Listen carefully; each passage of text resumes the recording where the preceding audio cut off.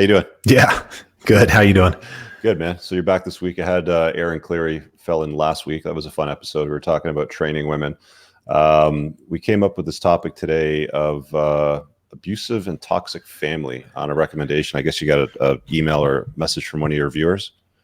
Yeah, I got a message that kind of intrigued me, and he's a guy who is dating someone that he cares about quite a bit, but there's some family drama. And since you're a lot better at reading and you got that dulcet tones, maybe you can read it off.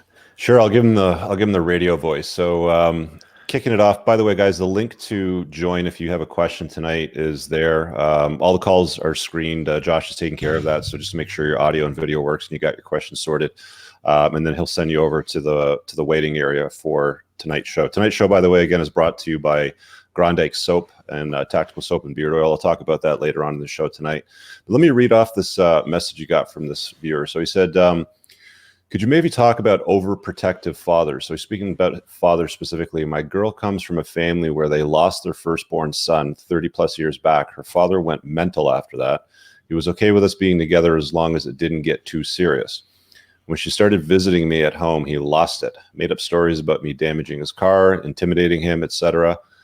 She left home and came to live with me, and recently she sent him a birthday present, which he tore up and returned it by coming to her place of work and throwing it for everybody to see. Her mother says because the firstborn child, a son that died after receiving a vaccine shot, that he also had an abusive father himself. I'm guessing that means. So he sent you a follow-up to that when he saw that we set up this broadcast for tonight. So he went on to say, we'll be talking about this tonight. Awesome. Just to give you some more context, I don't care what her parents think of me. They're cold, bitter, and depressed people, and especially her father treats me like a kidnapper because their daughter decided to come and live with me. It's like he is making her choose between him and me. Mother is somewhat better, but not too enthusiastic either. She defends her husband, saying that he's actually a good man, etc. It's more than I want. It's more that I want my girl to not have to choose between me and her family because she is supposed to continue the family business. She actually left the family business and went to work elsewhere, just came to get distance between her and her father. What I can say is that surprisingly, my girl is not like her parents. She's very warm, traditional, cooks, clean, submissive, but in a natural way. And she really makes me happy. What I've seen in person when dealing with her father is that he's trying to compete with me. It's kind of childish, really sick at the same time, but he's more hurt than anything, and his actions, words are very incoherent. Months back, when we started dating, he used to tell her that he doesn't need her and that she should find a different place to live and work at. And when she did, he went berserk. Asked her why.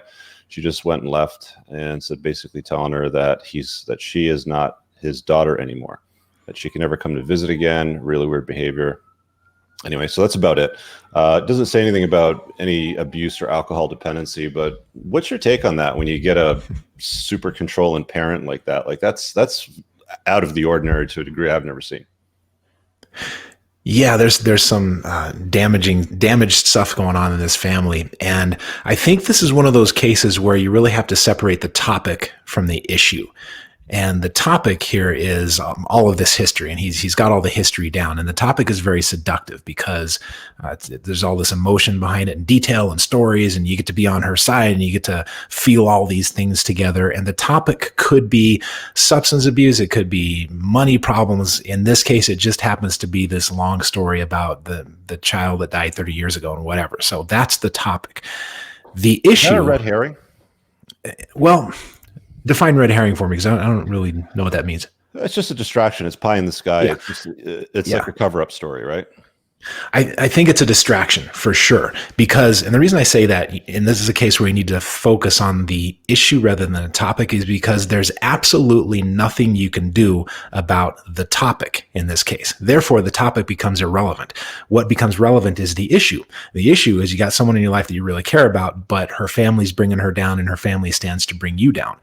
And what do you do in that kind of situation? And I think the short, easy answer is you make sure that she's got a plan in place, irregard. Which one's the right word? Irrespective or irregardless?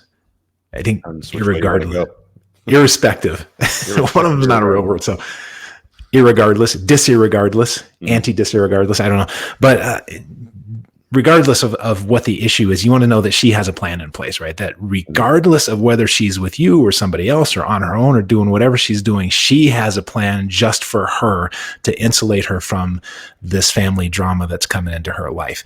And it's really difficult to step away from the topic because the topic is so seductive and is so alluring. And especially when you're on her side and she gets to, idealize you for being on her side and so forth. And you're the good guy after she's dealt with all these bad guys. You really got to sweep all that aside and know that she has a plan in place and you can back her play, but you've got no control over the situation. I'm troubled that this lady has gone to live with him. That's not a great start for things, and that's reducing his options. How old are they? Did you get any? I didn't get the age. No, yeah. Sorry. I mean, that kind of matters too. Like, I've never dealt with that level of crazy. Like that's some DEFCON 5 top level, like 17 out of 10 level crazy right there. I've seen some crazy shit go down, but I've thankfully had the foresight not to get deeply involved with anybody like that. I've had the sense about me, just let it pass. I don't know, man. That's a tough one. Like, he's obviously got a lot of investments and ego investments into this, relationship that he's got going on where he's living with this chick, but life's tough. I just wouldn't put up with it. I mean, I wouldn't put up with any of it. It's totally out of your control though. I mean, I've never seen that. Like, the extent of abuse that I've seen her mom abuse the father in a sense where my spidey senses start tingling and I'm like, okay, what if she does that to me later on down the road? Mm-hmm. And I haven't got my senses about me and I fall for that nonsense. I remember I was at this, I was dating this girl. I was in my early 30s and we went to her parents' place. They just moved into a new place and it was Christmas Eve, I think. And I was helping them put together some entertainment stand or something like that. And her mom walks in the room, she struts in and she goes, I can't remember what his name is. Call him Bob.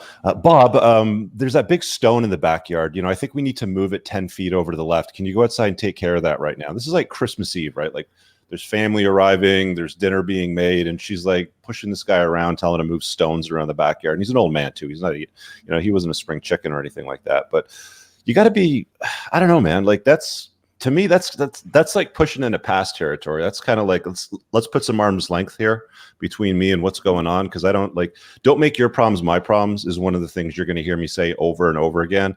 And I like a seamless, easy, not simple, but relatively seamless life. I don't want to deal with other people's nightmares. And that just seems like too much to me.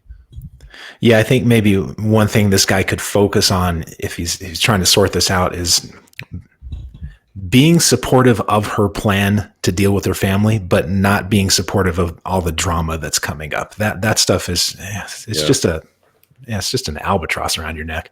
I'm starting to see that this Before the Trainwreck series, and where are we at? Episode 38 now. I'm starting to see that this series is starting to turn into the polar opposite almost of the Playing to Win series that I started on Thursday nights every other night, where we have conversations about playing to win, chasing excellence, that sort of thing. It feels like Before the Trainwreck is defined as the opposite of that, as playing not to lose, right? And when you get yourself into a relationship with a woman that has a toxic or abusive or a violent or whatever definition the family might be, you're getting yourself in an environment where you're kind of playing not to lose. It always feels like you're going to be doing damage control because she's going to be coming home from work going, well, I sent my dad a birthday present and he came into my office today and he ripped it up and he threw it at everybody. Like, that's not going to make what's going on in your life easier if you have to put up with that stuff. No, this does not fill your sails with wind for sure. There is a train wreck impending in that one somewhere. So yeah. I hope she gets it together. I hope she's got a plan. It should have probably involved some therapy to figure out where she's vulnerable to all this drama so she can build some boundaries there. It's probably going to involve having some supportive friends, and supportive friends aren't the ones that just pat you on the head and say you're always right. Supportive friends are the ones that will tell you when you're going down a bad path. It's going to require quite a bit of work, and it's going to require the work of making sure that she doesn't repeat this cycle in her life. And I'm not hearing that plan is in place. Maybe it is, hopefully. Yeah. All right, guys, the join link is there. If you guys have a question tonight, doing this for 90 minutes as usual. So I got somebody in the waiting area. Brian, I'm going to throw you on in just a second. So just make sure you got yourself unmuted. The link is in the chat. it just says ask a question live, and it's got the StreamYard link. Josh will just screen it out to make sure your audio and everything's working top shelf. Hey, Brian, how you doing? Hey, doing good, guys. How you doing tonight? Good. What's shaking with you? What's your question? Well, listen, I wanted to touch on a point you guys, Shawn's made in the past about following your intuition. A little backstory. I'm 45. I was married for 15 years to a pathological narcissist, and just ruined my life. And I've been on about a 3-year plan of getting back. So I'm getting back out there, and I'm spinning plates. I'm dating multiple women. And one of the things, Shawn, you were in my head. I just finished reading your book, and I had this date set up with this girl, and I was getting that funny little feeling in the back, in the back of my head. And because I'm dating so many women right now, it's, I had her scheduled like two weeks out. So we were texting back and forth occasionally as the date was getting closer, and I just didn't like what I was feeling. So I broke the date off like 3 days in advance, and it was like dodging a bullet, because over the next 4 hours, I got about 100 text messages, each one more vile than the next, just going down the list. And it was like just clearing the sweat from my brow on that one. What was it that really triggered the spidey senses, Brian? Because you said you called off the date. So why did you call it off? Like, what kind of, tipped you off to it? Oh, it was okay. It was kind of a combination of two things. It wasn't real blatant, I'll be honest with it. The first was this really false sense of how cool she was. It was really like this persona as opposed to the real person. The second one, and I probably wouldn't have called it off on just that. The second one, though, was just hinting at almost kind of behavior that reminded me of my ex. I was married for 15 years to a narcissist. So it was, binge drinking seems to, I don't know, Shawn can confirm, but binge drinking seems to work with narcissists quite a bit. And so she was texting me up one night, just hammered out of her skull, and at the same time, really arrogant and almost egotistical. And so it was just one of those things. It was like, she was like, I would say probably the hottest woman I'd be dating right now too, but I dodged that bullet. I don't know, Brian. She sounds delightful. I think maybe you should give her another shot. Oh, hell no. But I'm intrigued by that first part of you gave the two pieces to your intuition. And the first part was, it sounds like you picked up on a little contradiction between what she was saying and what the reality was. Did I hear that right about the coolness? Exactly. Yeah. So, and that's one of the things that it's one of the things intuition is really good at, if we're willing to listen to it, is all this verbal processing that we do isn't real good at picking up on contradictions, but our intuition notices contradictions between words and behavior if you're willing to hear it. So nice work. Let me ask you this question too. So you're dating multiple women in a non-monogamous fashion, also known as spinning plates. We know that Shawn doesn't like that term. He has a video on his channel. I don't have a problem with the term spinning plates. I'm going to poke at you a little bit on this one. So, knock it off. Given the fact that you've got a couple of irons in the fire, we'll use that term just to soften the blow a little bit for sure. You got a few irons in the fire. So did that help you compare and contrast? And help hone the spidey sense a little bit, just because you have the opportunity to like see different shades, like black, white, gray sort of thing. You can see crazy a lot easier that way. Totally. And it's integral actually to my process. Yeah. I was zeroed out 3 years ago. I was a mess, man. And I was left. She took 75% of the money. I lost 2 of my businesses. I was zeroed out, and I had to go on triage for a little while. And once I got back out there, I wasn't very good at reading people, man. I was so used to being in an abusive relationship and just going along with it that I really had to do a lot of work just to do it. And then the first time I met, like a really sweet, honest woman who was just about having some fun and going out on dates, man, I was hooked on that feeling after that. And so part of what I do is is I don't focus in on one person. It makes me a little too vulnerable. At first it was like that, and now it's just fun.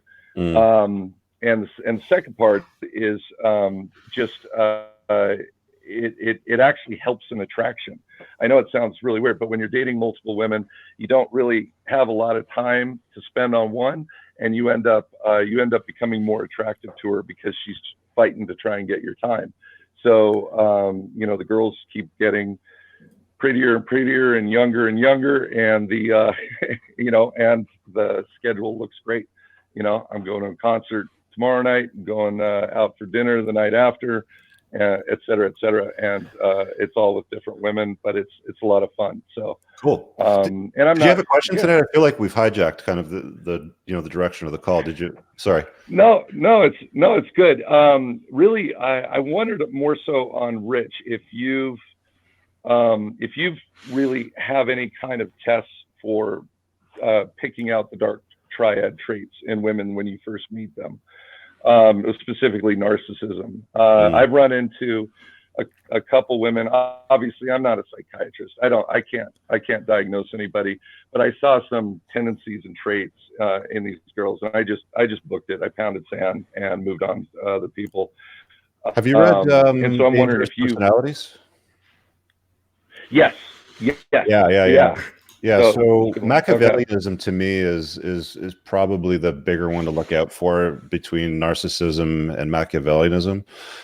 Just because if they have the capacity to manipulate you, or they do manipulative things, and everybody's got some degree of manipulation. I mean, for you to be successful in the world, you're going to have a peppering of narcissism. You're going to have a peppering of Machiavellianism, right? To get shit done. I mean, assholes get things done in the world for the most part. But when it comes to women, and as you're kind of going about your life and dating them non-monogamously, just trying to figure things out, that's the one that I'd be looking out for more than narcissist. I mean, a narcissist is easy to spot. They're going to have an Instagram account with like posts daily with them trying to showcase their beauty, right? And if it doesn't get enough likes, you'll see the post get deleted or something like that. Like it's pretty obvious. So you gotta kind of give it some time to really see it show itself. It doesn't always show itself right away. I think Shawn will be able to feedback on this a lot more than I can, but I think that the dark triad traits tend to get set aside for the most part, not because it's not obvious, but because you're like, oh wow, this chick gets me. She's so amazing, and she's so attentive, and she's great in bed, and blah blah blah. You fill in the lyrics, and it's usually at some point down the road, like you'll start to realize, or maybe somebody else will point it out to you and be like, wow, those are some serious traits there that you might want to be a little careful about. What do you think of that, Shawn?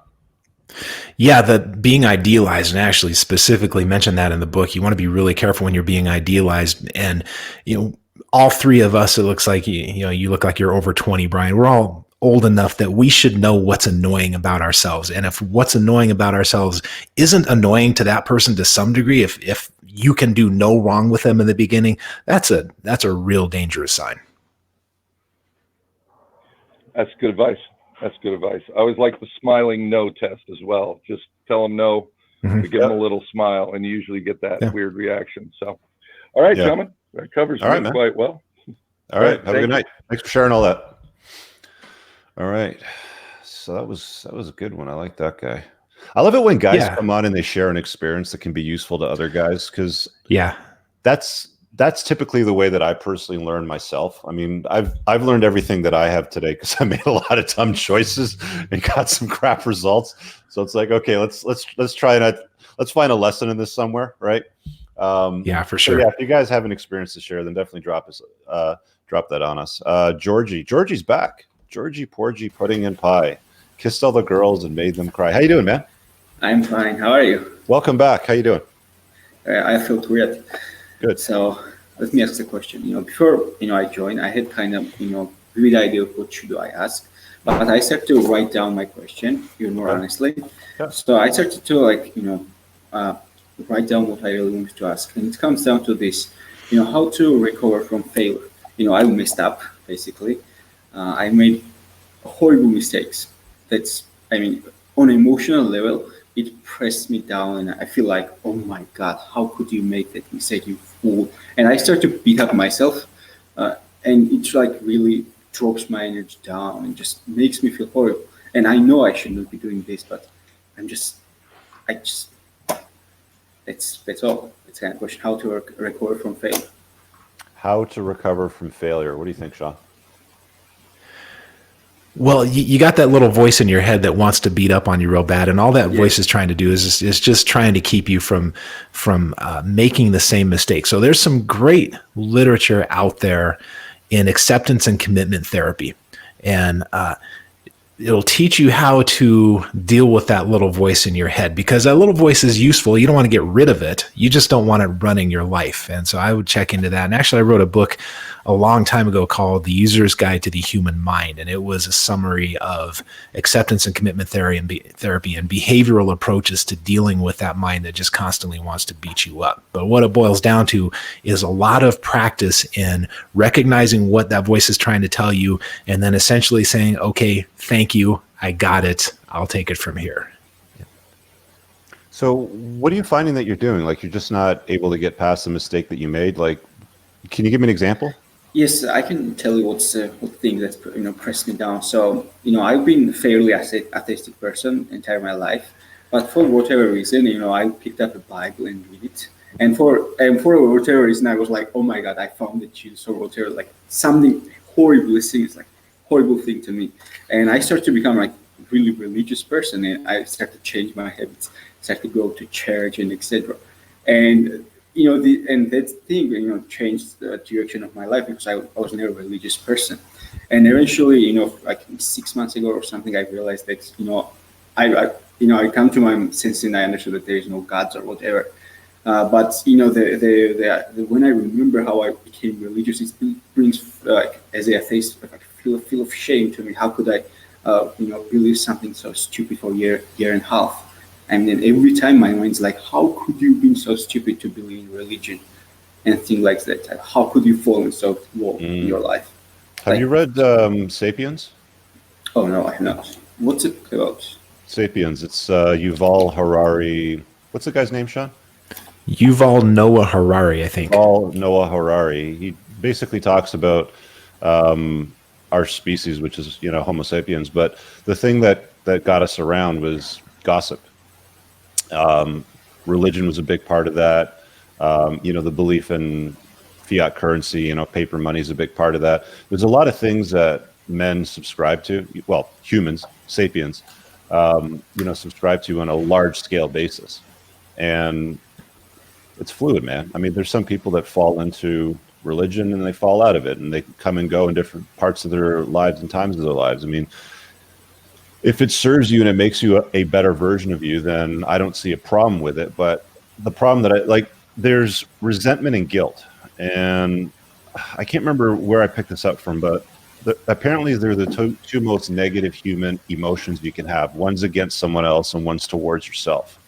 And maybe you're resentful towards somebody for passing you the Bible. Maybe you feel guilty for falling for something that didn't serve you, that, you tried to dispense in your day-to-day life that failed or whatever. But those things are easy to let go of, man. It's like a bag of bricks. All you got to do is stop carrying around and just put it down and walk away from that shit. It's just you have to get good at that skill of walking away from things that don't serve you. How old are you? I'm 21. 21. Yeah, you're still a young man, dude. Like asking these questions at 21 is a good start. It's not going to take long for you to figure out life. I mean, you'll be a top shelf man by the time you're 30. I mean, you're well on your way asking questions like this. I've seen you on the show before. So just keep doing what you're doing and stop beating yourself up over trivial things. There's a lesson in everything. Look for the silver lining, right? You go through the divorce machine, you get screwed. There's a silver lining there. What can you learn? You have a relationship with a BTT woman. What can you learn? You get into a business deal with somebody that rips you off for $100,000. What can you learn? Right? There's a silver lining there. Look for it. And that's how you can kind of put down that bag of bricks and just walk away. Yeah. And at 21, you're supposed to be making these kinds of mistakes. Oh, yeah. It's just part of it.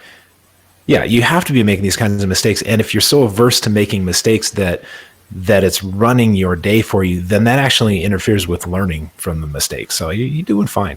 Hey, let me ask you, what's that piece of artwork on your wall behind you?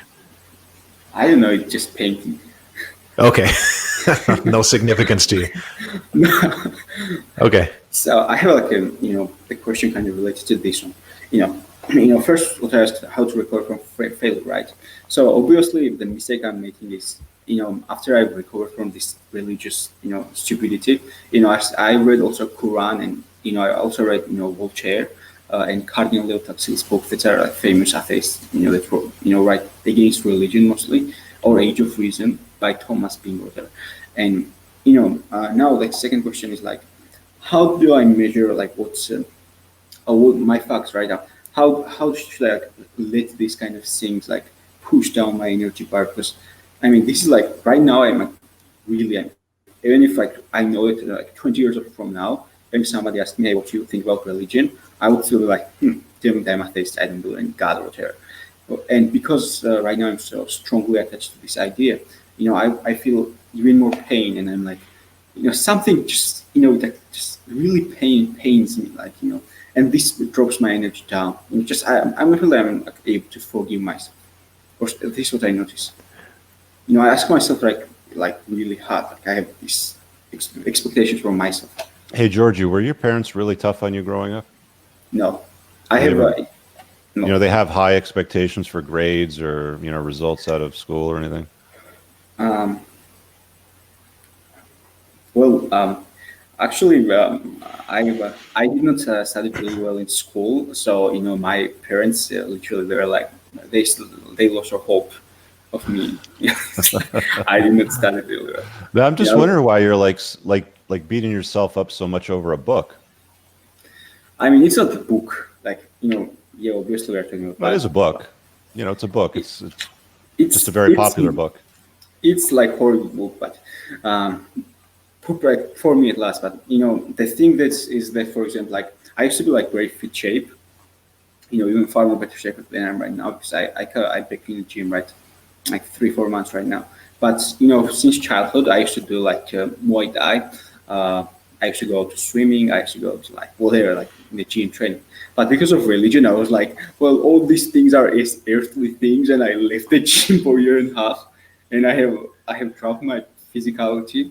I'm not nearly as good looking, in physical shape as I am. It like affected a lot of things in my life, and I can clear.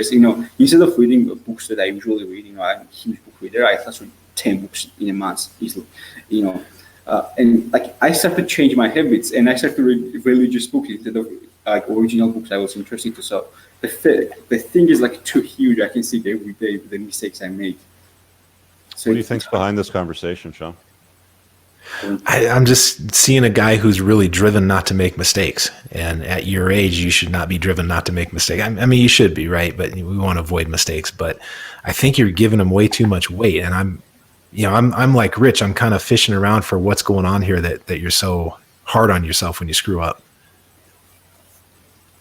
I don't know. I mean, if I knew that, I wouldn't join this right. class. Actually, I wanted to ask this question before, but Shawn, you were not there, and I want to ask this question to you because as a clinical psychologist, I thought, well, he must have an answer to me. About being hard on yourself? Yeah. Yeah. Yeah. Well, there's something there there's something that's driving you to do this. This isn't random behavior. This is actually kind of painful behavior. So the question that comes up in a situation like this is, okay, what would show up if you stopped doing this tomorrow? So let's say that tomorrow you made some big mistake, and for whatever reason you decided, okay, I'm just not going to buy into the thoughts. I'm not going to be hard on myself. I'm going to ignore all that stuff. What would happen? Like, would you get worried that your world's going to fall apart because you're not attending to the errors, or what goes on if this goes away? I mean, I would feel pain because it would be like I have no control. Okay. I have control over my behavior, right? I don't have control over. Yeah, that's what you have control over, is over your choices. You always have the ability to choose. Even Viktor Frankl, when you read his book, A Man's Search for Meaning, he always had the ability to choose certain things that were within his control, and he was in a concentration camp for a long time, right? So, you young man like you should be out like at the Muay Thai dojo. You should be out with chicks. You should be out with your friends. Like, this is not like I'm wondering why you're spending too much time on this question, beating yourself up over it. Actually, right? About Muay Thai. About women, I mean, it's fairly easy for me to pick up girls and like me, like to just communicate with people because I was 16 years old when I started doing cold approach pickup. I would go like 6, 7 hours a day outside the street and talk to strangers. So I have fairly high level skills when it comes to that. So as a young man, I went hundreds of dates, and I don't really focus on dates too much right now because it's fairly easy to me.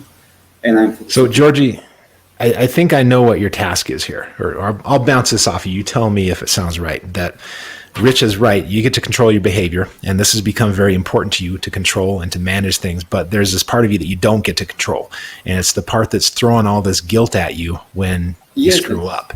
Yeah, that's what I feel guilt. Right. And so maybe one of the tasks for you is to come to terms with the parts that you can't control and to learn how to live with that part of yourself. Mm-hmm. You don't get to control these thoughts that your mind is throwing at you, right? If there was a switch that said no more thoughts beating myself up for months when I screw up, you would just flip the switch, right? And it'd be gone, but you don't get a choice over that. So what you have instead is the choice over whether or not you pay attention to it. And that's where the work is, I think, for you. I think you pay attention up to the point that it's serving you and you're learning from your mistake. But then beyond that point of diminishing returns, that's when the hard work starts for you of, all right, my mind is beating up on me, but I choose not to attend to that right now. Yeah. The only thing in your way here, my friend, is you. That's it. And that belief you have is easy just cast aside, like Shawn said. I mean, it's easy to say as a word. But it takes a little bit of work, but I mean, you're on man. It takes a lot of work. Put it into action. How can I put Say that again? How can I put this to action right now? Go out and start reading about acceptance and commitment therapy. There's a great book called The Happiness Trap by Russ Harris. He's an Australian guy. Have you read that book? No. Okay. Start with that one because that's a really nice overview of acceptance and commitment therapy. It'll give you some concrete skills for ignoring your mind when your mind is out of control with beating up on you. Okay. So let's start. Okay.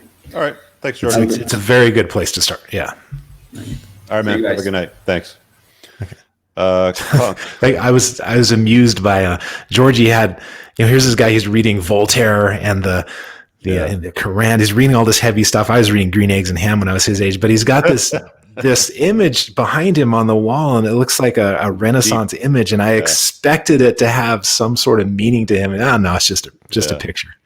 Conk, I'm going to throw you on next, and we got Aziz and James coming up after that. I always give VIP treatment to the guys in my community to let them get in first. If you're interested in joining, links there. It's always pinned in the description. It's entrepreneursandcars.com/community. I'll get rid of that. So there you go, Conk. How you doing? It's all good. Yeah, I'm doing good. Pardon my wearing a undershirt. It's there to distract me from me not wearing pants right now, so it's all good.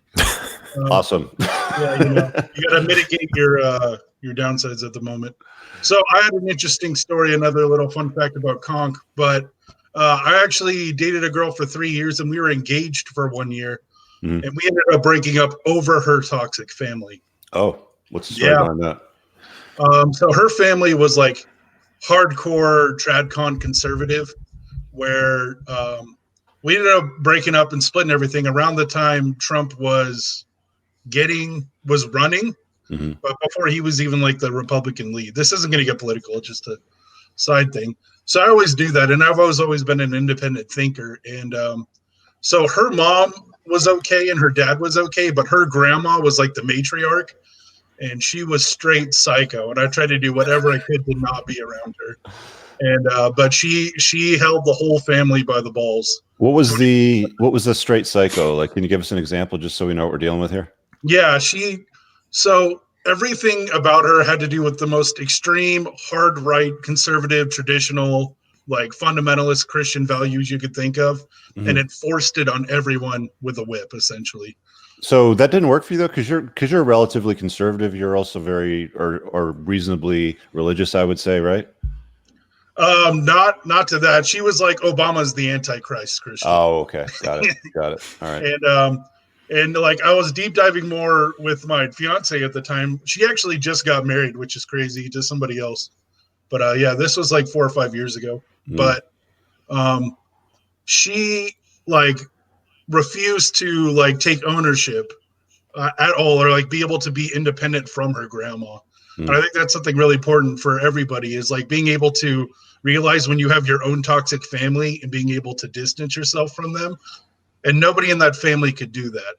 So like the majority of her family was great, but the matriarchal grandma that had all of these super crazy worldviews like that, and like forced people to agree with her, otherwise she would like cut them off from everything.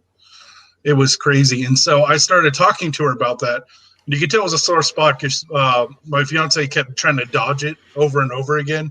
You know what I mean? And like we went on vacation to Chicago, and we kind of sat down and I'm like, okay, we have to talk this out, or like, I don't know if I could be a part of that family if we're going to deal with that. And she ended up telling me that her grandma tried to exorcise her when she was 4 years old, like exorcise demons, Catholic stuff. And they tied her to how do you exercise a 4-year-old? Exactly. Well, no, yeah, they tied her to a bed. Oh, like an exorcism you're talking about? Yes. Exorcise the Holy demons. Shit. Because she was born out of wedlock, and she blamed her and not her daughter. She blamed the granddaughter that she would be born evil. Well, I mean, so Conk, what was your fiance's? Sorry, Rich. What was your fiance's take on this? She was like, obviously, like that was something. Like she like tried to blot out of her memory. She said she doesn't remember any of it outside that she was feeling a lot of pain. And like it's like one of those crazy abusive repressed memories that she didn't want to think about. And I ended up bringing it out, and she refused to like talk about it. And like as soon as we did, she freaked out, and we broke up a week later because she picked staying with the grandma over talking it out with me or anyone else. So, I mean, the good thing about a matriarchal grandmother is they're not going to live that long, right? At some point, she'll be out of the way. I don't know. She was pretty damn healthy. Yeah, it sounds like you avoided a big train wreck there, right? Yeah. Like I'm happy we didn't go through with the marriage for like 800 reasons, especially since I've been consuming red pill content. But that toxic family was such a huge deal that I tried to bat away. And like, we'll deal with it. We'll eventually be independent, be on our own. But no, she was tied horribly to her through abuse. Yeah. It almost felt like Grandma Stockholm syndrome, Well, must feel good to look back on that in hindsight. I bet at the time it was probably a lot of frustration and a lot of, like rationalization in your head. But looking back on it now, you're probably going, damn, that was a close one, right? Yeah. The fact that I would ever have to deal with that, because it was obvious the fiance was never going to leave that family and cut ties. Yeah. So, were there times, Conk, were there times when you were trying to talk yourself into staying? Oh, I was for like 6 months afterwards. We still talked regularly. We ended up moving pretty far apart. She was in Illinois and I was in Seattle. And I flew to her house like a month after that, even though we were just friends, because we still wanted to talk. Because it was weird, because it was essentially the grandma making us break up, even though we still kind of liked each other. So it was like this really weird like aura around it. Where was her husband? Where was the grandmother's husband? The grandfather? I have no idea. I don't know if he was divorced or if he was dead. I have no idea. They never talked about it. And I was with her for 3 years. Really? Yes. Yeah. That would have been. Was it an off limits topic? I wonder if he committed suicide. I didn't see a single picture. I didn't see anything. Actually, every female in that family had their first kid out of wedlock, except for the girl I was marrying. She was still actually a virgin. So. Well, she was 21 at the time, and I was 24. But yeah. Way to dodge a bullet, brother. Yeah, cool. No, that's crazy. But like I always talk about the craziness of my own family. But yeah, you really got to figure out the craziness of her family too, because you're going to get wrapped into it one way or another. You can't be ignorant like I was. Like, oh, I'll just blow them off. I don't really hang out with them, because she's still going to have those huge ties usually. Yeah. You're always going to have to deal with in-laws, especially if they're psycho and do exorcisms. Red flag number 103. Yeah. She had an exorcism done on her when she was 4 years old. Oh, yeah. It was rough.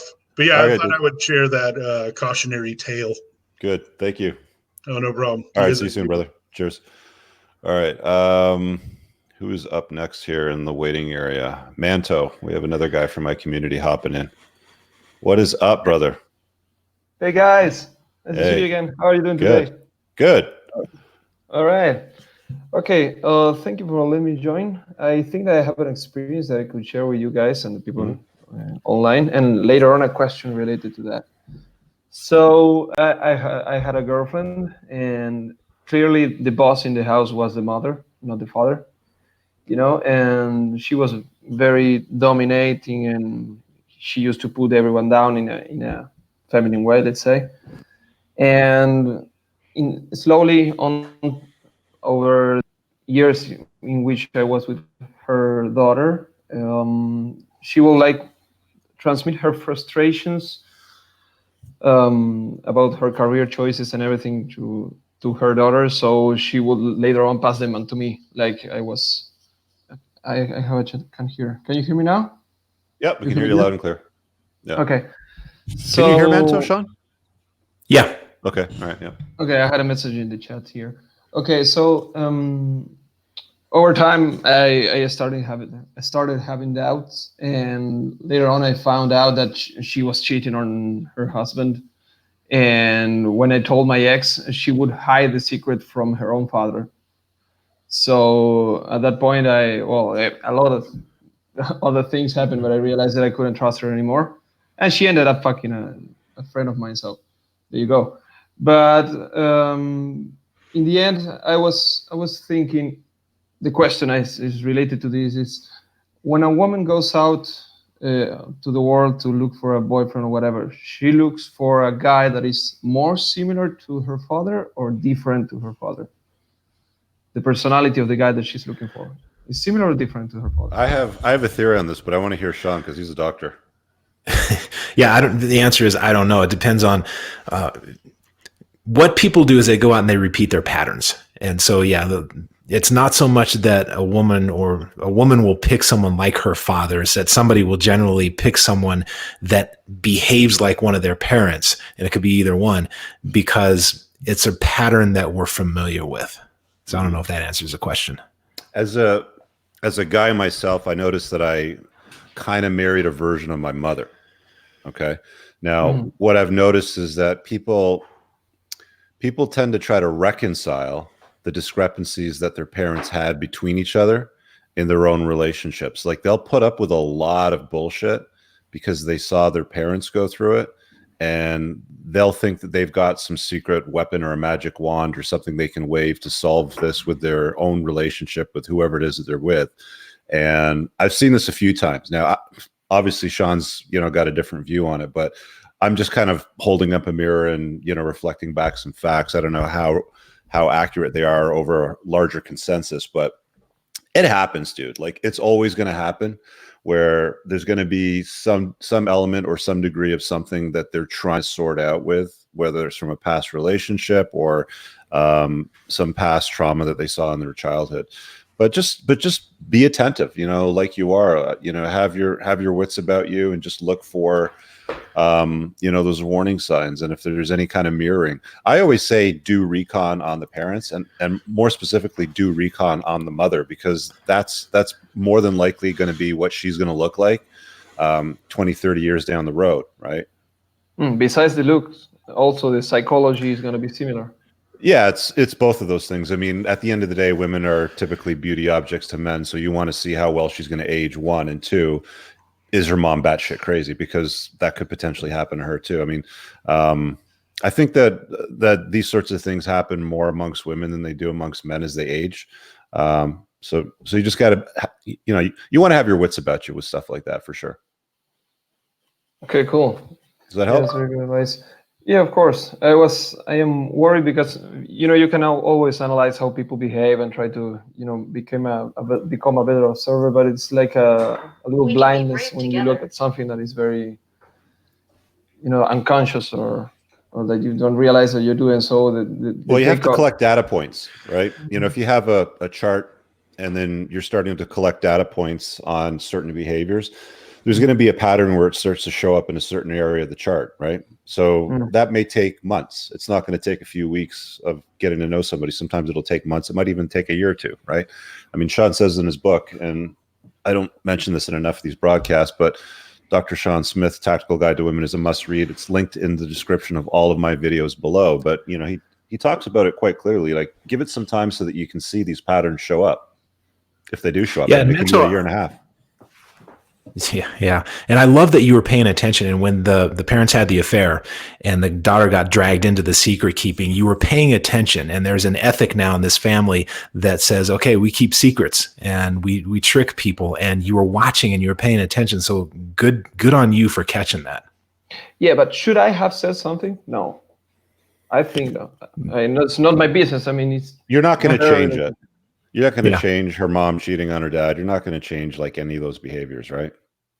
No, of course not. It's, but it's not for you to regarding fix. It's just for you to identify and then decide, if you're going to just spin it as a plate or if you're going to put more distance between you and her, right? Or whatever it is that you want to do.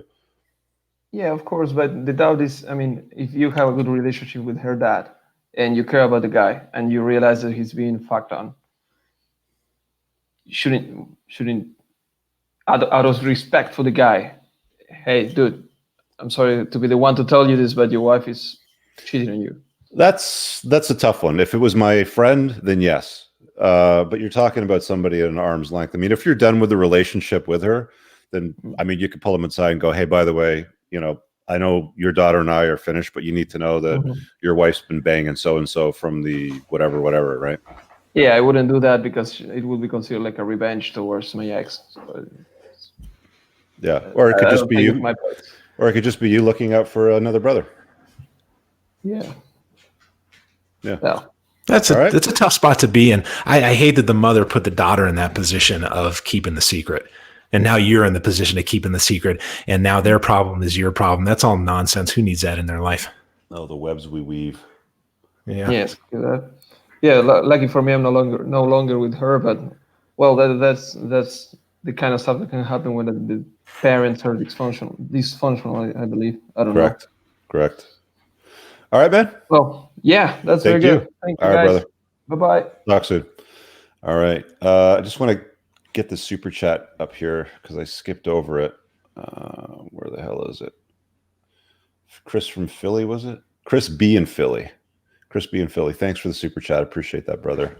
All the support goes to the making of these shows with Shawn and I. Thanks. So we got a few guys in the waiting area. Aziz, James, going to get to you in a second. We got Paul, my brother from another mother. What's up? Can you see me? Because I can't see anything. No, that's fine. Not much. Just run the audio if you don't have enough bandwidth.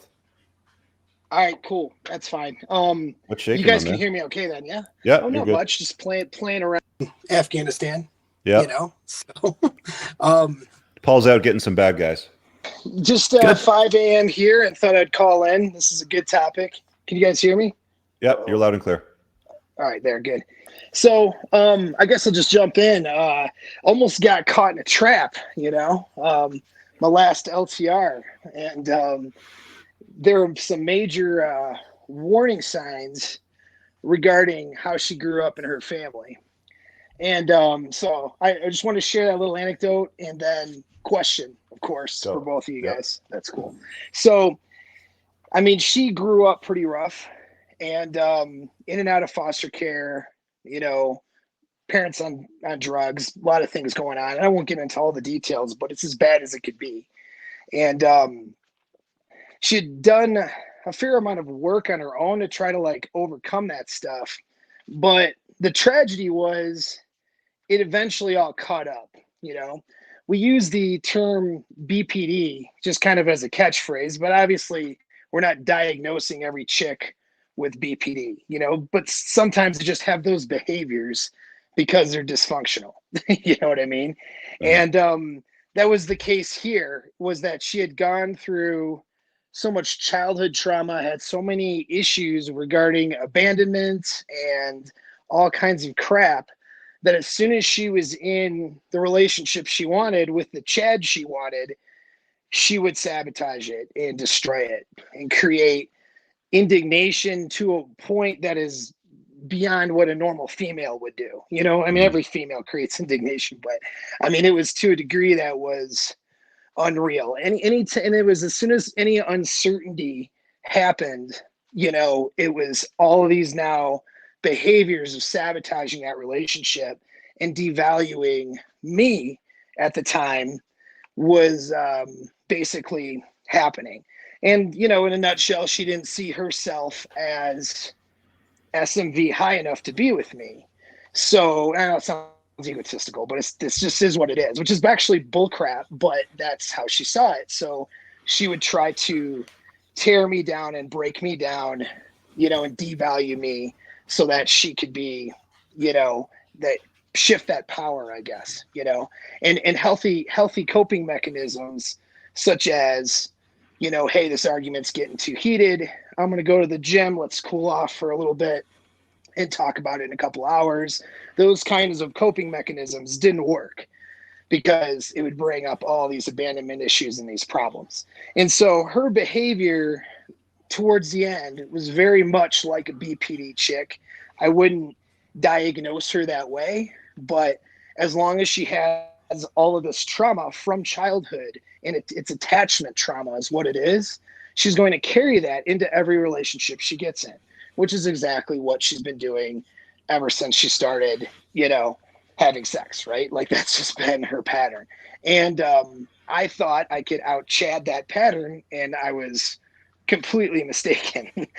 So I mean, just, you know, obviously family trauma is an issue because if they don't have these coping mechanisms, it doesn't matter, you know, everything else. It doesn't matter your frame, like none of that shit matters. They'll never be able to be healthy enough to be in that relationship with you for very long. They will sabotage it, which is exactly what she did, forced me to break up with her. Now the question, so there's the backstory and kind of the, you know, I don't want to spend all day here. I know you got other callers, but you know, that's just kind of the warning sign there is that when somebody doesn't have healthy coping mechanisms from childhood, the risk is that they're going to carry those into their current relationships and your relationship with her. And it won't show up immediately. That was the other point. Like a year went by, it was fine. You know what I mean? It was when we were solidly in LTR status and we actually ran into some, you know, some trouble, I guess, you know, just some uncertainty. When that uncertainty cropped up, that's when all these patterns emerged and she became very toxic. So now the question, so that's the backstory. Hopefully that was valuable. Question is, what vetting mechanism do you use to cut sling load, as we would say in the military, and move on from that relationship?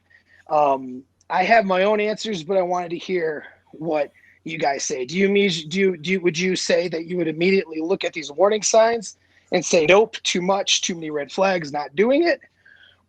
Or would you look at other mitigating factors and considerations? So that's the question. I'll let you go, Shawn. Well, I would look at the mitigating factors first. Does she have a plan?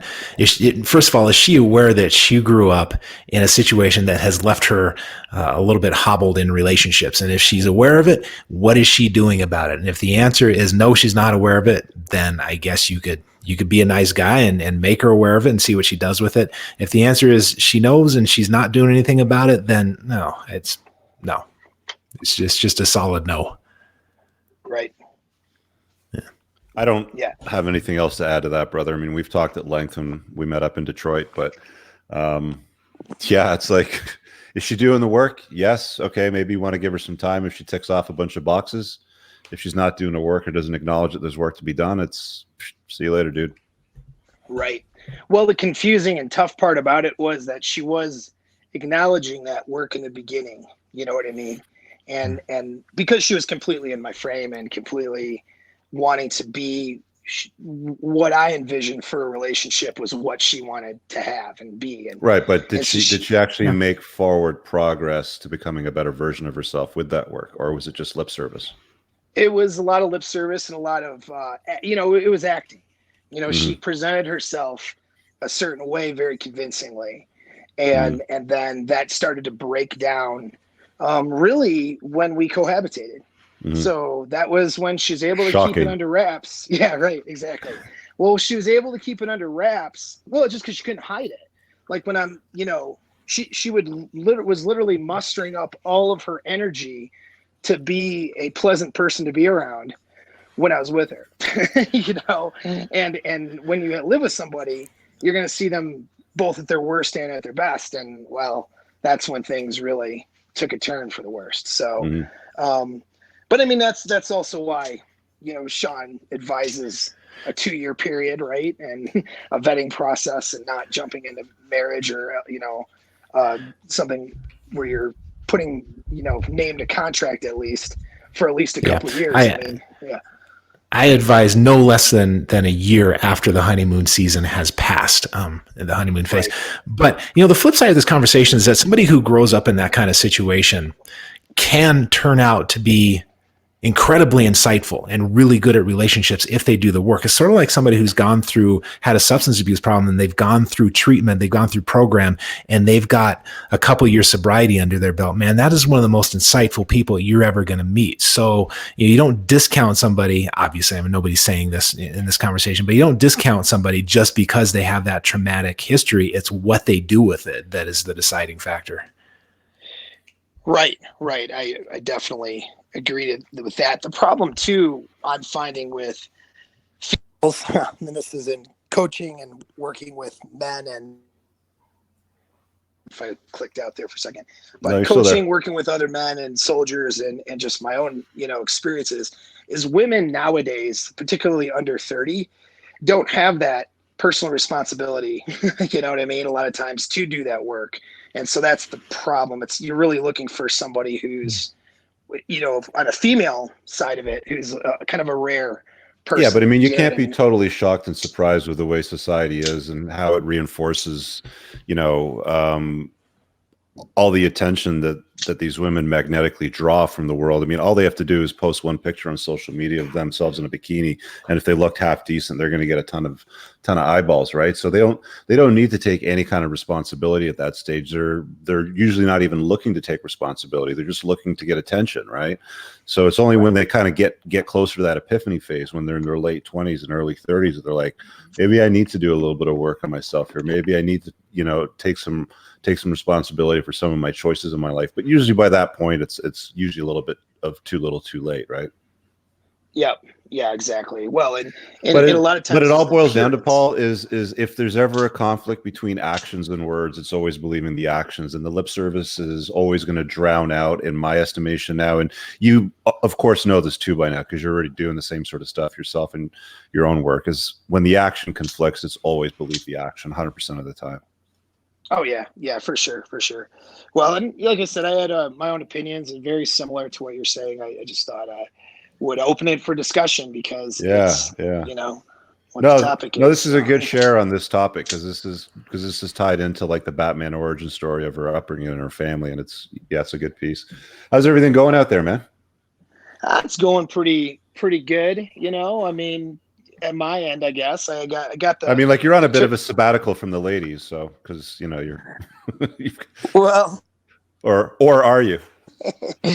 So, as much as definitely different than civilian life, there's not as much selection around here. We'll put it like that, but that's okay. It's not really my my focus. Like, I don't really, I'm at a point in my track record at this point in my life where I really don't care. Like, I really don't give a shit. Like, I like having women in my life, and they come into my life when, when it's convenient, and when they're not. In this case, like a deployment, I mean, they're not. I don't have to go monk mode, anything like that.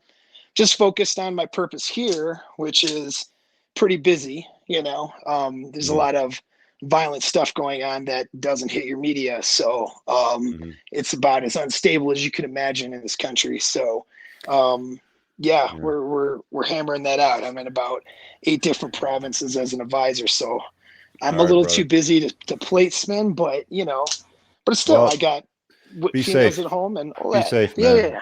Yeah. You're at the point now where it's like, you're not going to put up with bullshit, but you're happy to have them in your life if it doesn't come with too much drama.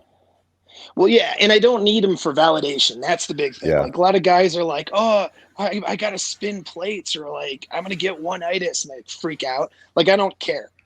You know what I mean? Like, I know my sexual market value. I know that I can get women when it's time to get women.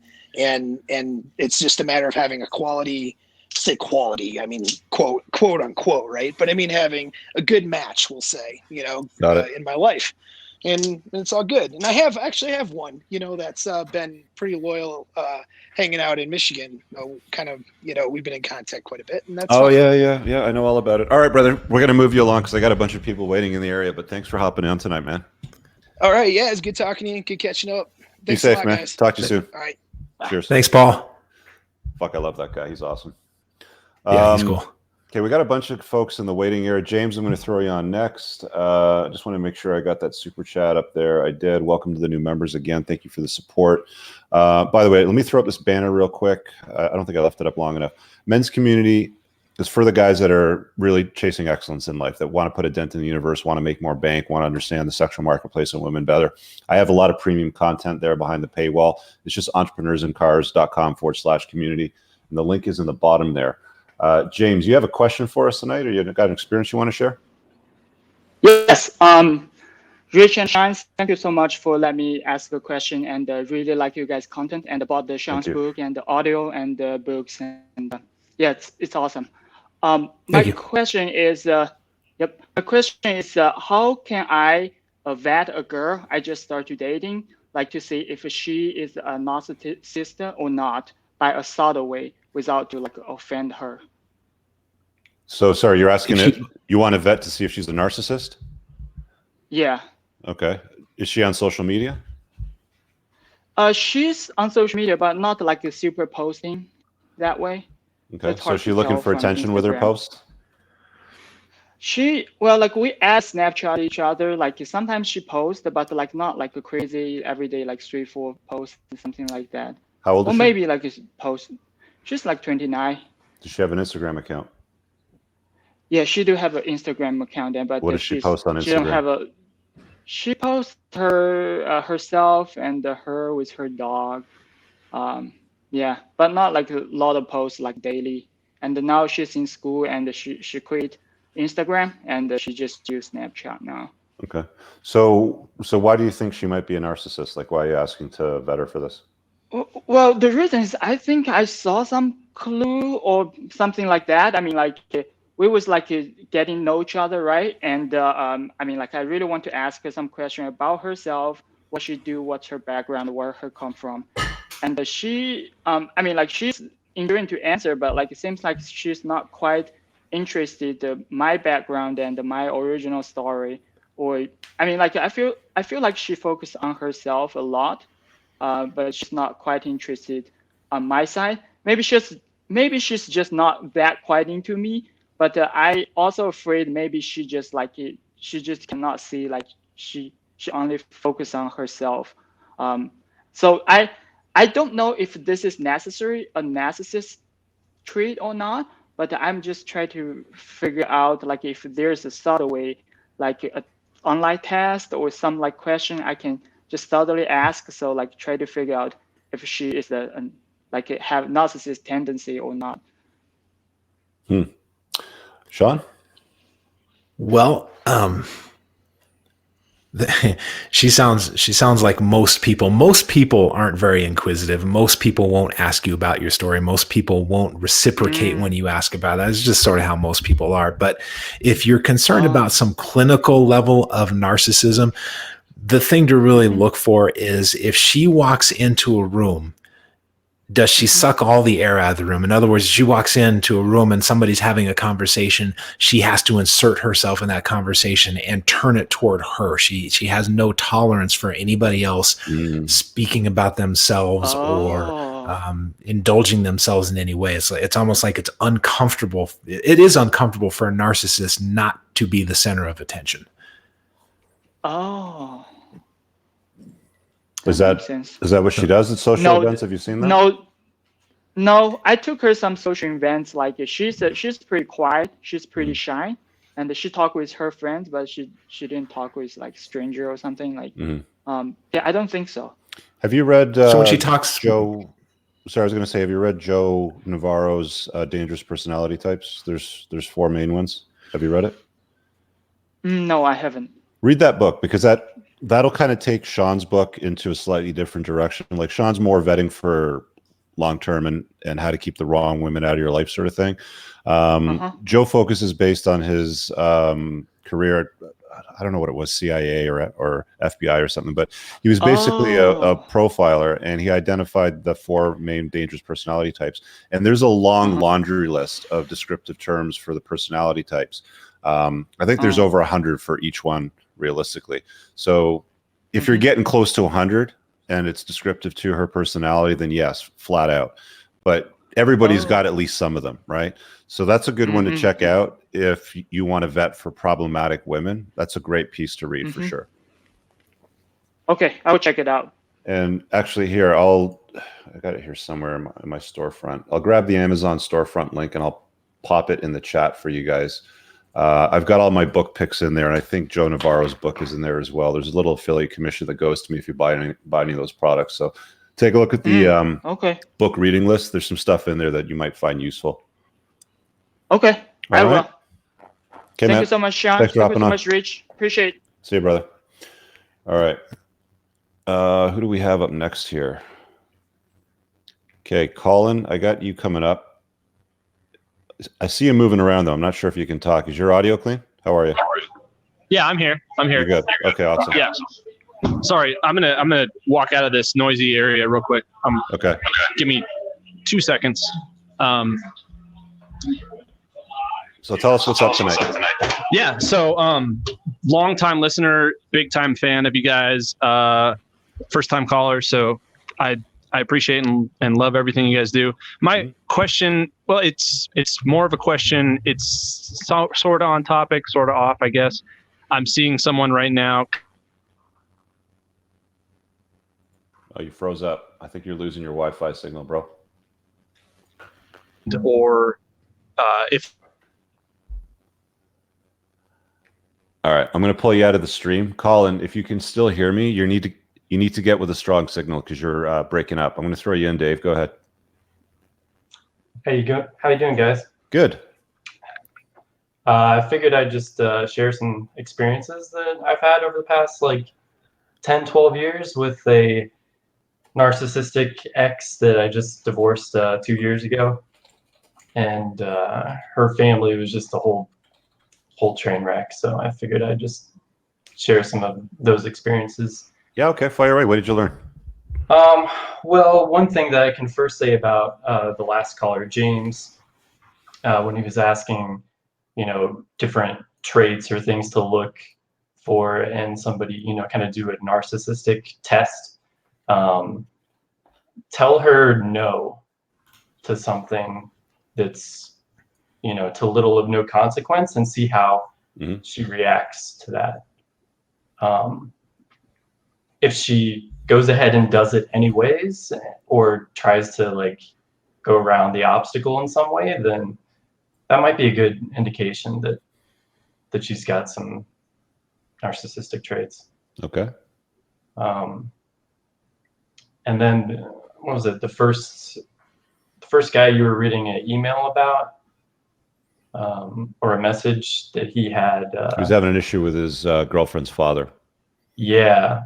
She would send him a birthday present. He would tear up the present and go to her work and throw it at her in front of her coworkers.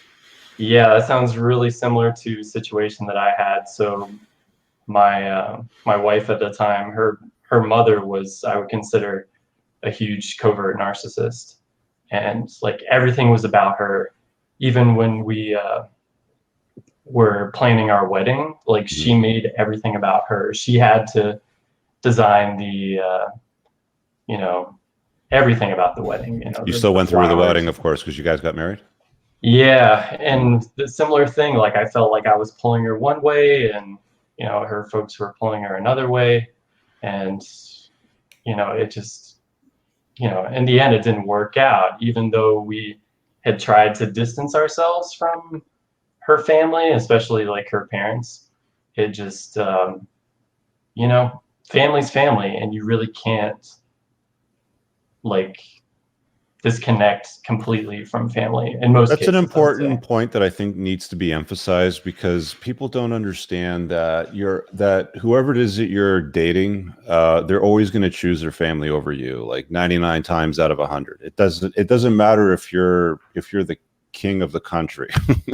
Yeah. Chances are she's probably going to pick her.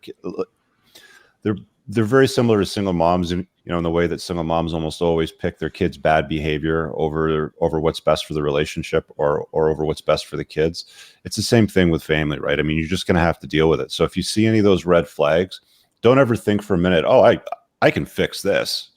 I got this one too. Yeah. I built $1 million company. I could fix her family while I'm at it. I totally thought that, back in the beginning of the relationship, I thought, oh, she's just sheltered and just kind of naive, and maybe I can, help her develop as a person and everything. It's just, in the end, she was just like them. And yeah, she kind of defaulted back to her family, and blood is thicker than water. So yeah. Did you have a question for us tonight, Dave? Not really a question. I just wanted to share that experience. Okay. Yeah. But long-time listener. Thanks. Yeah. Shawn, you were taking a deep breath there. You want to? Yeah. Let me just. I'm going to tell you something that I notice in my practice. It's that when somebody comes from this kind of family, and a lot of people come from this kind of family, if they on their own have decided this is not going to be part of my future, I can have my family, but they got to keep their problems over there on the other side of this big bright line that I'm drawing. When they make that decision on their own, then typically what happens is that when things get a little rough or challenging in the relationship, the family doesn't become so much of an issue. It's when the person hasn't made that bright, clear line with their family, then when things in the relationship get kind of tense, that's when all the family crap comes flooding in. And so that's why I say it's not so important that a person doesn't come from this background. It's that they come from this background and they're handling it on their own, regardless of whether they're in a relationship or not. Yeah, instead of pushing it off into, to the significant other. Yeah, exactly. Because the significant other can become their escape. Yeah, well, actually, I became the scapegoat for all the problems that their family was having. Was there a period where you were her escape? Yeah, for sure.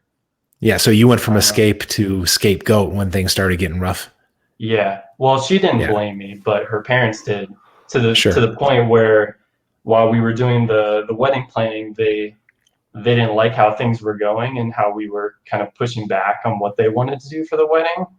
Even though we weren't like demanding anything crazy, they scheduled a meeting with their pastor without me so they could talk about this stuff.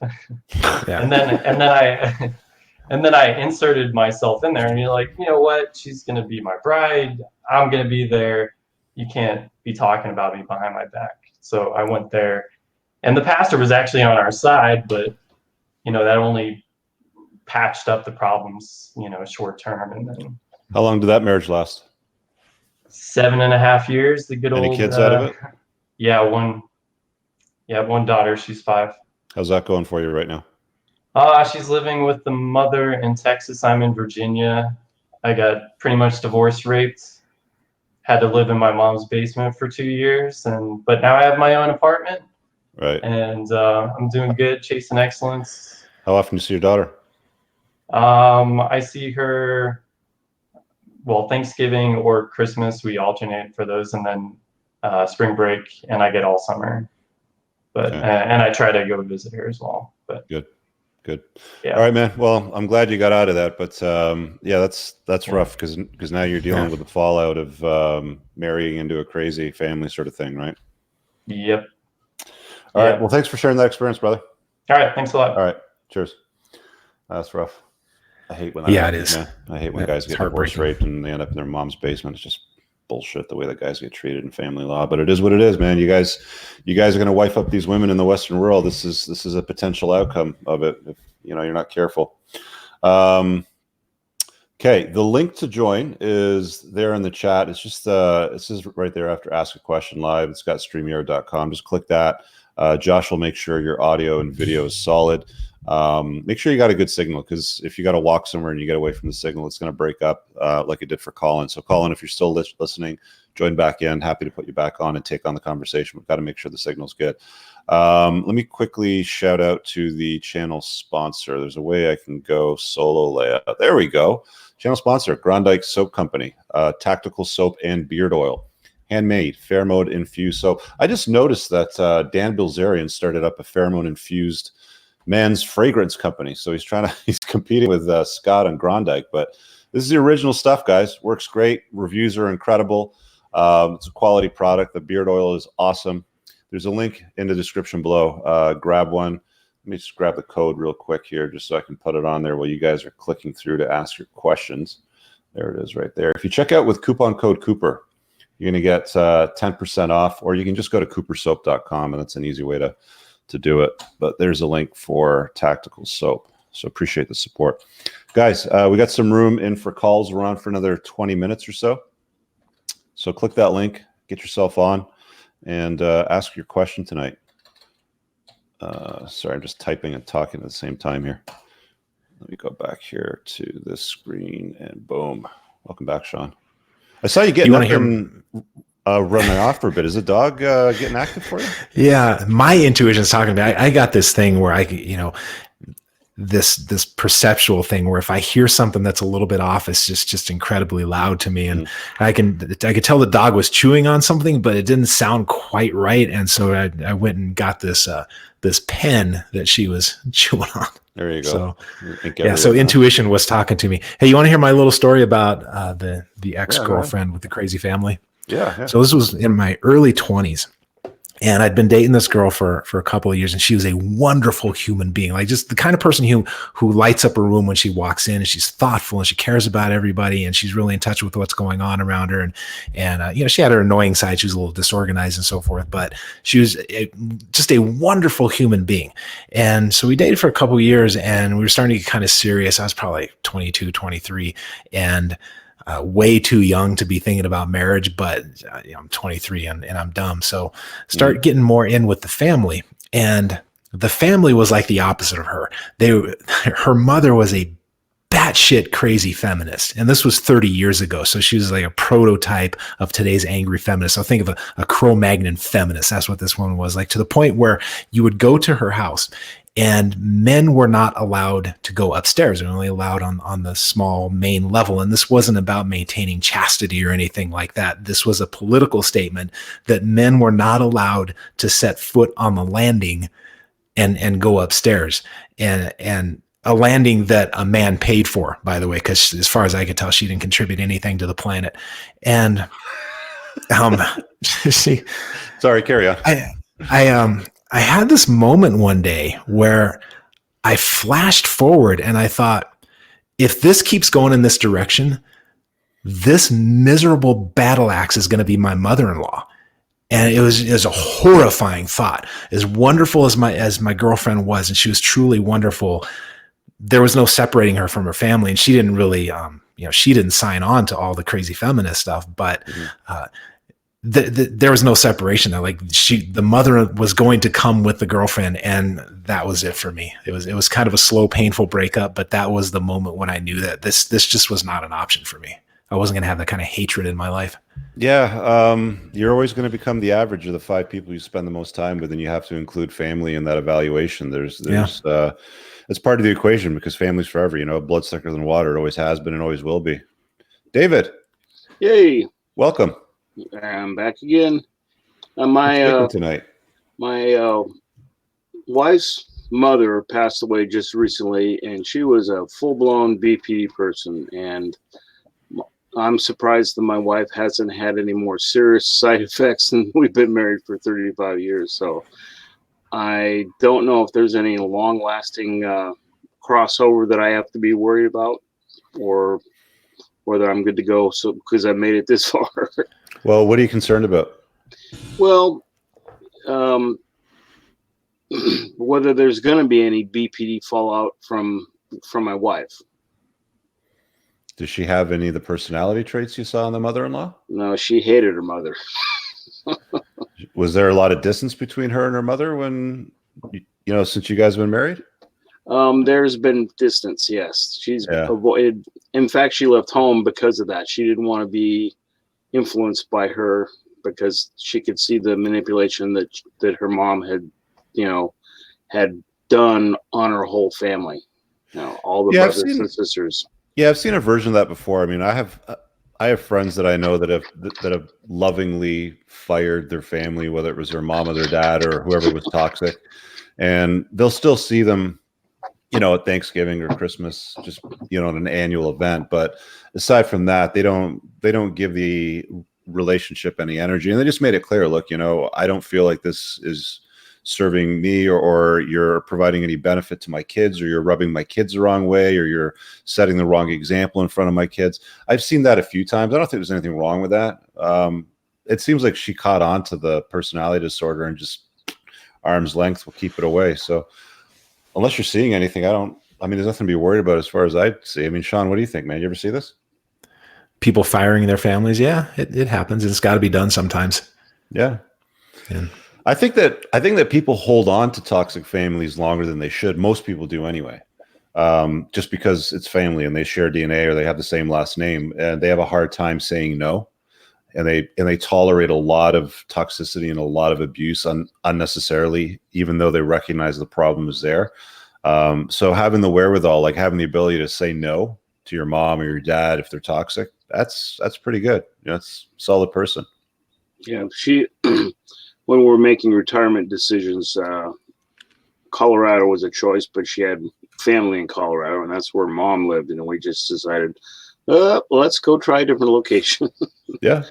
And she was, 100% behind that decision. So I can't say that she's been affected terribly. Yeah, if she's avoiding an entire state, she's clearly serious about it. Oh, yeah. Yes. Yeah, believe those actions. Now, during her mom's decline, she was doing a lot of phoning and that kind of thing because her mom couldn't see, she couldn't hear.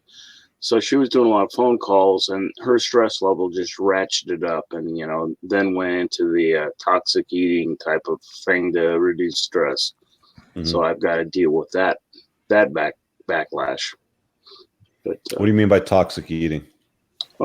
She's addicted to food, and we're on a keto diet, and we're, her default fallback was comfort food, so sugars, pastries. Yeah, she's addicted to bread and that kind of stuff. So we're dealing with that problem right now. But does she get depressed when she eats all that sugar and carbs? No, she gets real frustrated. Because she gets frustrated with herself about it. Yeah, she knows what she's doing, and she knows why. But the biggest source of that frustration is now buried and gone. So, so what's she doing about that problem? I don't know I don't know how you would describe it, but she's getting a grip on how she's starting to learn the conditions of what triggers that, and she's trying to back off of the triggers. So she's aware of it. She sounds like a smart lady. Yeah, definitely. Sounds like you got a good marriage, Dave. Reasonably speaking, considering the last guy who got run through the machine that doesn't see his kids. So be thankful. Yeah, I am. You going to Orlando next week, Shawn? No, I had a scheduling conflict come up. Too bad. You could have met her. Yeah. All right, Dave. All right. Thanks. Thanks for hopping on. We'll see you later. Mm-hmm. Take care. All right. Let's see if we got any questions here in the chat we might have missed we should address before we wrap up here. Got another 9 minutes or so. We started off about a few minutes early too. Well, I think we're all caught up. No super chats to catch up on. Lovely. Beautiful. By the way, guys, these broadcasts are available on podcast form. They have been for a while. I haven't mentioned it for a few weeks, but all your favorite podcast platforms, if you don't have time to watch live or on YouTube, you can just download it. iTunes, Stitcher, SoundCloud, pretty much everywhere you can get a podcast. You'll get a audio version of this if you want to listen to it. Make sure you leave a review, give it a thumbs up, let people know they get some use out of it. Also, I know there's people that say that they'd love to be part of the community, but it's not at a price point that they're willing to work with. Just share this content. If you're getting value out of watching this stuff, and Shawn and I are giving you some answers that are helping you get unstuck, do us a favor, take the link, share it on social media, tell people to watch it, send it to somebody that might get some value out of it, that might be stuck on a similar situation. I think on that note, we'll pretty much wrap up. Did you have any closing thoughts? No, it's I like the guys. Actually, yeah, I guess I do. I like the guys calling in with cautionary tales tonight. A lot of guys talking about how they listen to their intuition, even if they didn't describe it that way. And man, that's good stuff. So if you guys take nothing else from this episode, take that. Take that. Always listen to somebody when they share an experience with you. Oh, hang on. We got one guy in the waiting area. Quick. Okay, let's see if we can do this in 7 minutes. The Vet. Welcome. Hi, hello, Rich. How, Shawn? How are you doing? I don't know if you remember me. I'm from Mexico. Oh, are you the vet with the syringe that we saved your life? Yes, the horse tranquilizer. The vet. So you decided to. Well, I'm glad that we put you on then, because the vet was an interesting story. Just to bring you guys up to speed, he sent a letter to Rollo that Rollo forwarded to me, and basically a video on hypergamy. He went through some shit in his life, and as a veterinarian, he's got access to horse tranquilizers, and he figured out that he could pull the trigger and end it. But watching a quick video and reading the Rational Mail brought him back to us today. So welcome. How are things going? They're going pretty good. Just spinning plates, as you guys said. Well, non-conventional dating, as Shawn likes to say it. You can say spinning plates. Things are going well, and chasing excellence, doing really well economically, and really looking after becoming the best version of myself. So I just wanted to tell you a quick story, just to support what you guys were saying. My side of my story. So what happened is, when I found out that when I got my divorce and I found out that my wife was cheating on me, I actually went to her mother and trying to find a little bit of support, and I told her what was going on. What amazed me was her answer. When she heard my story, she said, "Well, that's because the way you are reacting is not the way that you should react." I was like really thrown out of my place. I was like, "Why?" And her answer was, "When this happened to me, I didn't act that way, and I'm still married to your wife's father." And I was like, "What?" And yeah, she told me a quick story where she actually found out that my former wife was basically the pimp of her dad, and she was actually the excuse, and he would take her horseback riding, etc. And he would leave her with a trainer, and he would have a fling with someone and have an affair with someone else. And then the mom found out, and then she played the good wife at home, forgave him. And basically, when I looked at that, and then when I went to therapy and all that, I found out that that's where everything started as an example for her. And it was the way her mom behaved. She allowed her to play that part with her dad, and that went on for a lot of years. And when we were about to get married, her dad actually went to all her cousins that found out as well, and told them to not tell me that that had been going on. And once we got divorced, her cousins came to me and said, "Hey, we just wanted to tell you, when you said that you were going to get married, her dad came to us and told us not to tell you all that happened."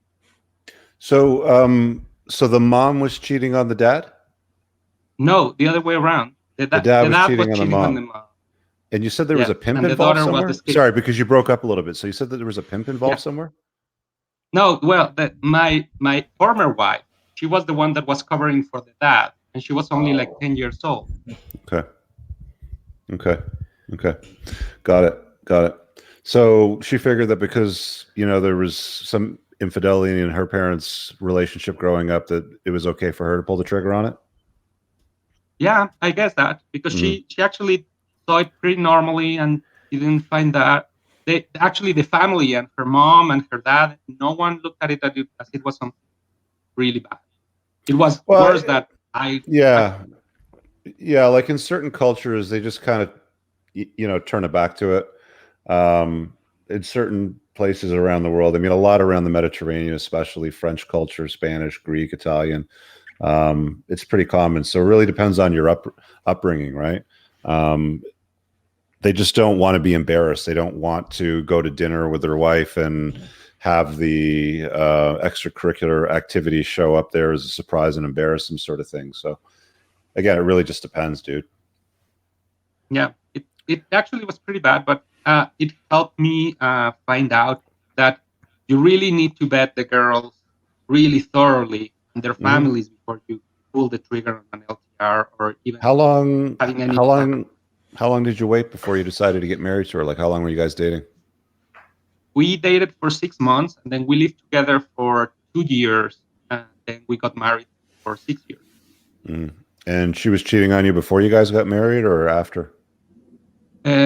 She was cheating on me. Well, I found out both after we got divorced, but she was cheating on me as from the moment we got engaged till the moment we got divorced. Several guys. Several guys. Yes. She was a diagnosed BTT. Yeah. And then you learned about this after you guys got divorced? Yes. Yes. Okay. I actually found out after. All right. Well, thanks for sharing that experience, man. I'm glad you're still with us today. Thank you. You're welcome. Thank you. All right. Take care. All right. That was interesting. Man, I love that guy. I remember when I read his letter. I'm gonna get vulnerable here and be a little bitch, but I remember when I read his letter, like I actually broke down and started crying when I was going down the breakdown about how he was sharing that experience about how he was about to kill himself with a horse tranquilizer. But anyway, there you have it. So this sort of work has meaning in people's lives. Thank you, Josh. Thanks for screening the calls. Shawn, again, thanks for joining me tonight. Appreciate the last words. We're supposed to be on every Monday night. So the next one's the 21st. You around for that? You bet. All right. So we'll catch up with you guys on the 21st. If you have a recommendation for a kickoff topic, you can leave a comment below or just send us a DM or a message somewhere on social. You seem to know where to find us nowadays. And again, give the show a thumbs up. There's 144 likes. Give us a bunch of thumbs up on this. Let people know that you enjoy it. Share it with somebody. Thanks for watching the broadcast tonight, and we'll catch you in the next